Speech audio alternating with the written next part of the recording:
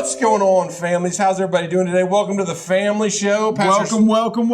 Pastor Sam, how are you feeling about today? Amazing. I'm feeling amazing. Yeah. Amazing today. How are you? You know what? I'm good. I was praying that that Have wasn't going to mess with me today with our game, but what do you think our odds are? No such luck. No such luck. Have's got a great game for us. I always do, but I might take it easy on you today. Now, before the game, do we have a We do have a question. We do have a question.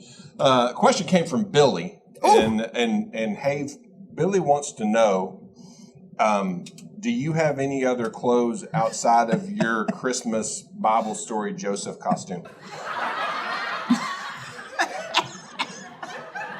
Billy, you listen here. I have a pile the size of Mount Everest of dirty clothes that need some washing. And Billy, if you want to come wash them, you can. All right, that's great. Thank you. Thank you, Billy. Keep sending them in. We're going to be looking for one next week, okay? For sure. Have, Captain Dirty Clothes. What's our game for today? I see your head bobbing, so you might be laughing, but let's go. What's going on, Have? Well, you see, Billy's the coolest. I have a game for us.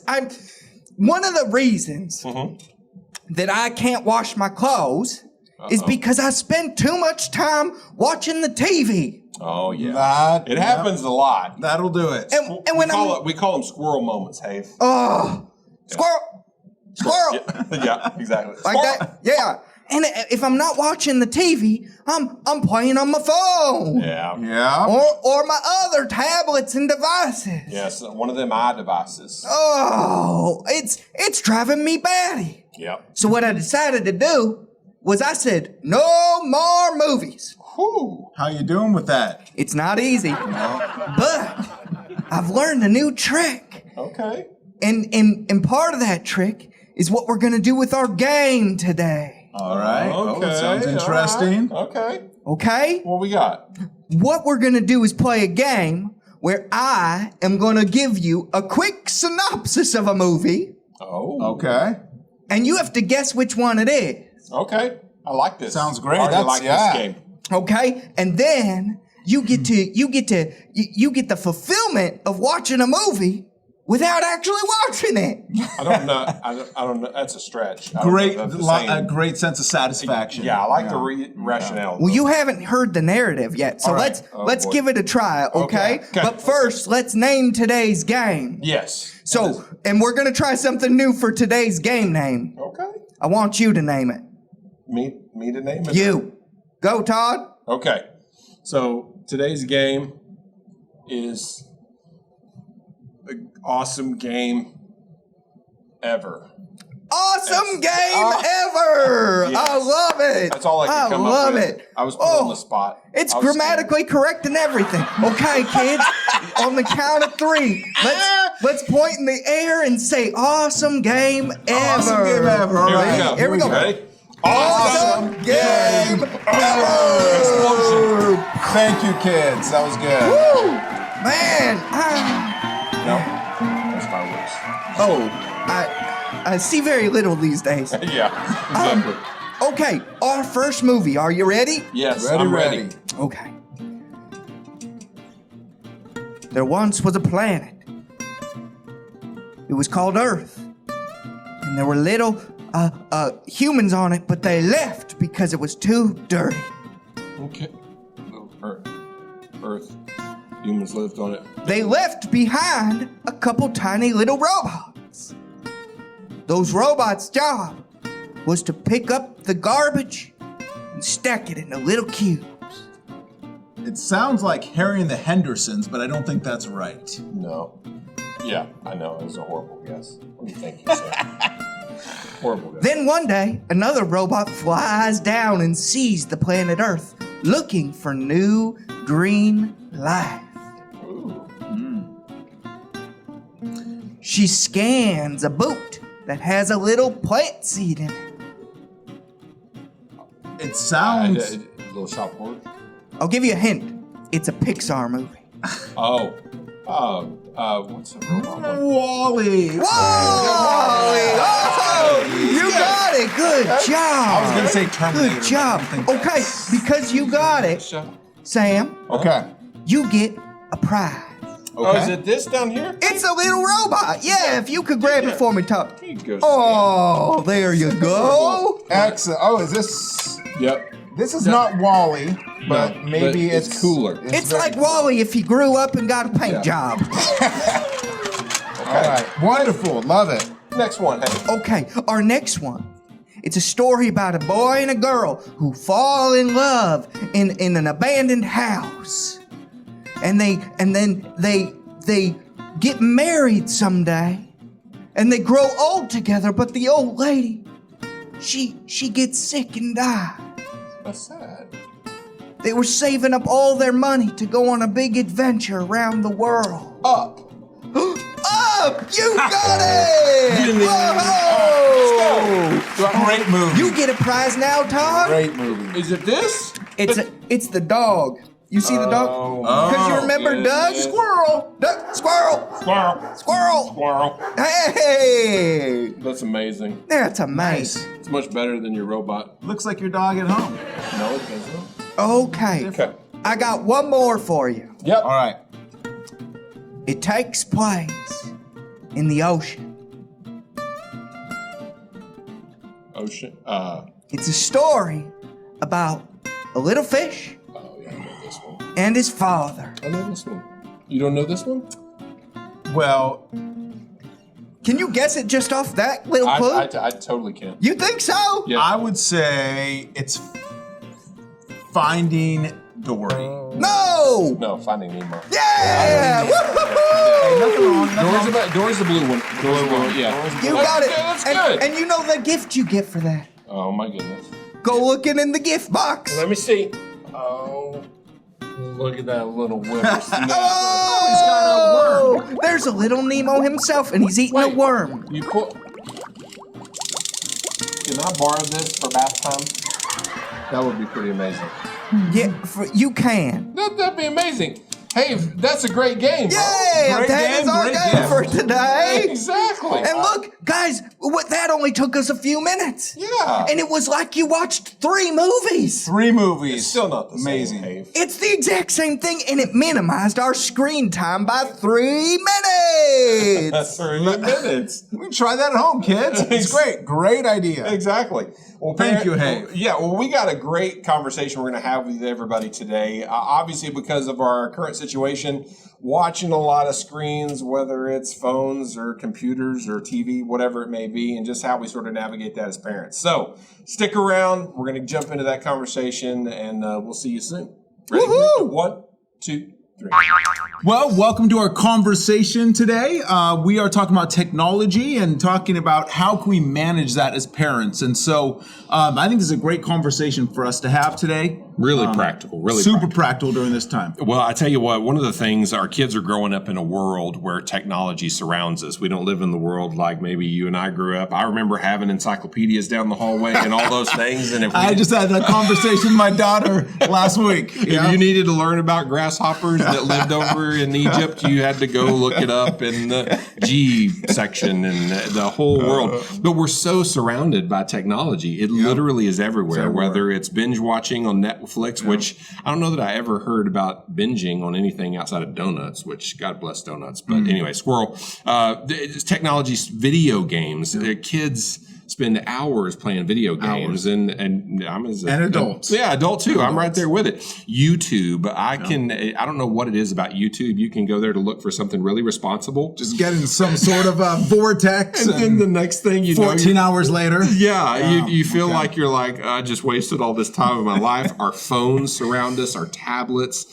Internet access is just everywhere. So we're constantly surrounded by it. And it's even more amplified because everybody, I call them nothing boxes. Everybody's sort of trying to dive into those little nothing boxes where they don't have to be mom or dad or brother or sister or whatever for those little sections in life. And I don't know about you, but I have noticed that technology use in my house is like ping, Yeah. skyrocketed. What about you guys? No, we've been churning a lot of butter.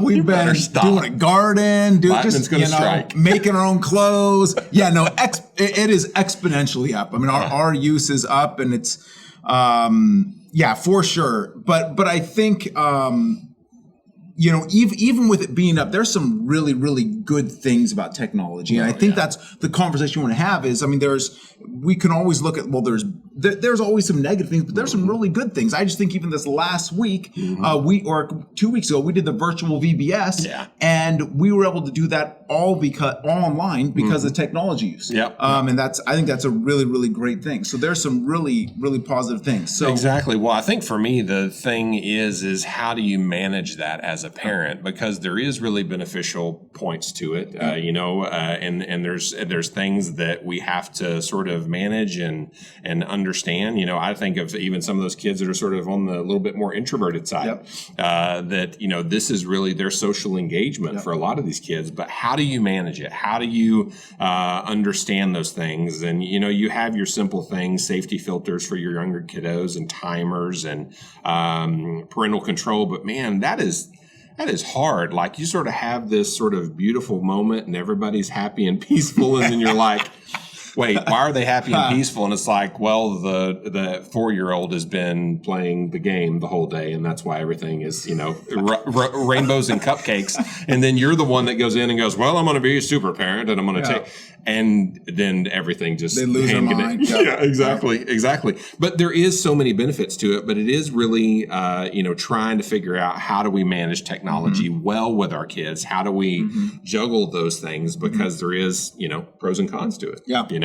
Yeah, and I think that's, for us, we need to teach our kids how to discipline themselves. We need to teach them how to manage it, not just to say, we're going to control this for you. I think one of the things we can do is starting that conversation early. Oh yeah, for sure. We do that in all other areas of parenting. When we wanted our kids to be good friends and have good relationships at school, we started that when they were 1 year old, right? When it was learning how to share, learning how to say I'm sorry, we do those things, and we need to do this with technology. We need to give them opportunities to begin to learn that earlier. And so we're not just having those conversations when they move out of the house. Hey, be careful with technology. We're having that all the way along. And so I think for us also with that, we want to have teachable moments with this. And my wife did this really, really well with our girls. And, and they would still today be like, give the rolly eyes. But, we'd watch a movie or listen to some music, and she'd be like, so, hey, let's talk about that. And that's a really, I think, a good thing for us as parents. Is like, let's talk about what we're learning. Or when we'd go to the store and we see someone, we're talking to them and that person's on their phone and they won't look up at us. And like, hey, how does that feel? And having that conversation of what's that like to be on the receiving end of someone who's so absorbed in their thing that they're not paying attention to you. And those are good teachable moments. Well, and I was definitely one of those kids that if, I had too much restriction or whatnot put on one thing, I was the one that ran in the other direction. Like if my dad said, you can touch every other cabinet in the room except for that one, guess what? All I was thinking about. I went to bed thinking about touching that cabinet and that kind of thing. But the thing that I've learned as a parent is that if I'm willing to invest a little time and explain the concerns in that pocket and the pros and cons within reason, obviously it's going to be a little different for each child at their age level. But if I'm willing to invest the time in it, they're a little bit easier to buy in. Help them understand why. Exactly. Not just don't do that, but here's the reason. Exactly. Well, and teaching them that, you as parents and adults, we understand that the technology and the internet and the resources out there can have life-term implications. Like some of the thing, I don't know, I'm sure we've all heard and read that, someone will be going for an elected office or someone, someone in ministry, whatever, a job position. And they'll go, well, look at this tweet way back when he was 13 or whatnot. And it comes up and it blows up in your face. Just understanding the pros and cons and ultimately how it can affect us. Don't give away information, be honest about the bad, clicking on the links that are bad. There's just so many I don't know another way to say it. So many vultures out there that are coming after your kids, especially within technology, and even us. I mean, they're always after us. It's good, and it's good for our kids to understand the reality of what's out there. Exactly. And I think it's important that we give, like, while our kids are at home, we give them the opportunity to succeed, we give them the opportunity to fail, right, in a safe environment, rather than you're 18 and now, like, we're just like letting you loose and you haven't learned any boundaries. And I think giving them opportunity to make some poor choices that don't have huge, like you were just talking about, these long-term consequences. Exactly. And so giving them some safety to learn and to develop that. So. Well, I think the biggest thing that I would tell parents is, if you're unsure, ask, get involved. Sort of dive, I've said it in the past, the phrase dive into their world. Those things that they're passionate about, go get involved in it. If it means you get to learn how to play Minecraft for a little while, fantastic. If it, whatever those things are, it will help you have a better understanding of the safety nets that you need to put in place. But it will also ultimately draw you closer to your kid, because you're showing, value in what they are passionate about. Yeah, Yeah. And I would just say the last thing is, I think for us, when it comes to technology, that we need to lead by example. Oh boy. And we need to be, how we manage our time. If we're telling our kids, hey,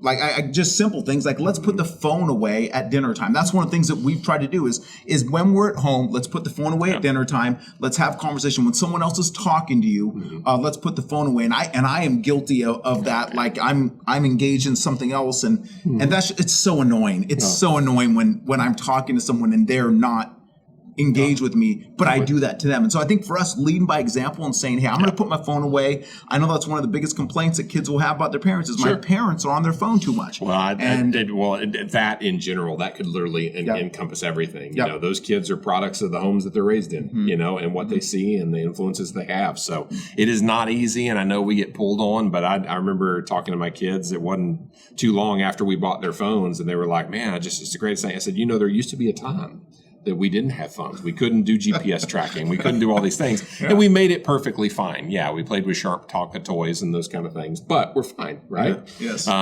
It's not easy, but hopefully this encourages you guys as parents and maybe gives you some practical things that you can implement. And maybe just even an opportunity to have some good conversation about it with your kids. Exactly. Well, as always, we love being here with you and having these conversations. We've got a great probably 5-6 episodes coming up that we think are going to be really practical for you guys. But if you ever have questions for Pastor Sam or myself, please shoot us an email, sboone@riverbend.com, tmears@riverbend.com. You can look them up on the riverbend.com website. Shoot us an email if you ever have any questions. And as always, if you have any questions from your kiddos or you yourself might like to ask Have Daney a question, we'd love to have those too, because we'd love to get him involved. So appreciate you guys. God bless you, families. Have a great week, and we'll see you next week, right? All right. Have a good one. Take care.